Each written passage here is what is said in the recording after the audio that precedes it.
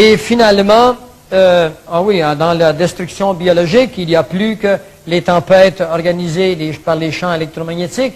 Il y a également la pollution que nous mettrons dans le sang et dans les veines de l'humanité en créant des infections.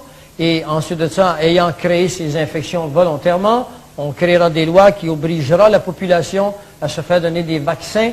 Et dans ces vaccins, il y aura tout ce qu'il faut pour que vous puissiez être contrôlés. On introduira dans ces vaccins des cristaux liquides. Ces cristaux se logeront dans les cellules de votre cerveau et ils deviendront des micro-récepteurs à des champs électromagnétiques envoyés par des ondes ultrasoniques à très très basse fréquence. Et avec ces ondes à très basse fréquence, on pourra vous empêcher de penser. On pourra faire de vous des zombies.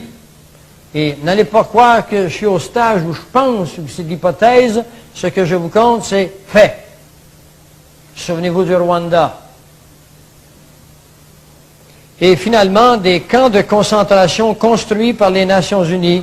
Et aux États-Unis, j'ai chez moi des photos qui montrent des camps de concentration aux États-Unis, notre territoire nord-américain.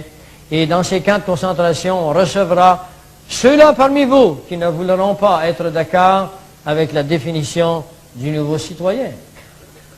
Il y a aux États-Unis tout près de 25 petites villes souterraines. Les unes ont des tunnels souterrains avec des 100 000 de long. Est-ce que vous savez qu'en dessous de la bâtisse à Washington, la Maison-Blanche, il y a 17 étages en dessous, et au dernier étage, il y a des liaisons, et ça n'entre pas qui veut par là. C'est parce que Washington s'attend à des événements. Ces événements, il peut s'y attendre avec certitude, parce que c'est eux qui vont les déclencher. C'est ça qu'il faut que vous compreniez.